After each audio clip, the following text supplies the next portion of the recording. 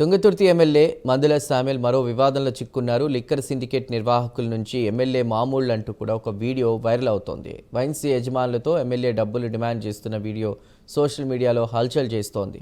MLA శామ్యూల్తో బేరసారాలాడుతూ liquor mafia string operation చేసినట్లు సమాచారం.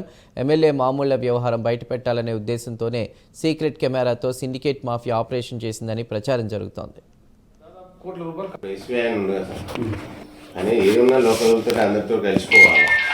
ఆయన ఏదో బయట నుంచి ఫోన్ చేయించి ఒకసారి ఫోన్ అంటే కాబట్టి ఆయన కొంచెం నా మర్యాద వాళ్ళకు తెలిస్తేనేమో మంచిగా వచ్చింది. నాతో మర్యాద తీసుకోకపోతే వాళ్ళ బేమర్యాద అయింది. అదే మీరు అదే ఎవడే సంసారి చెప్పండి, ఎవడు సంసారి చెప్పండి, ఎవడో సుతపు చెప్పండి.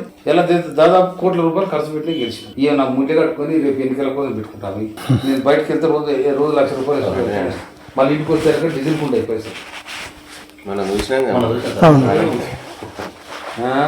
మామూలుగా మీరు డబ్బులు తీసుకుని అది గట్టే ఉంటుంది పరిస్థితి. గిట్లా ఈ చిల్లర వచ్చి ఈ బక్కది కూడా ఉండేది నాకు ఎరకది. ఏదైనా పుణ్యం కొట్టాలి, పుణ్యం కొడితే అది మనకు రేపు వస్తుంది. కానీ ఇవన్నీ మన చిల్లర కలిసిపోయి మెయింటెనెన్సే.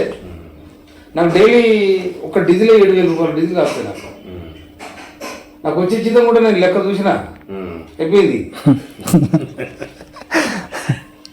ఎవడున్నాడు? నేను మొన్న 50,000 కట్ట తీసుకొని పోయినా, ఇంటికి వచ్చాక 5,000 లేవు. నా ఆఖరి 2,000 నా జైలు వెళ్తే గడపచ్చి ఏ విషయంలో కూడా మాకు సహకరిస్తలేదు సార్. సహకరించకపోతే ఆయనకు మనం కూడా సహకరించగానే తర్వాత సంగతి చూడచ్చు.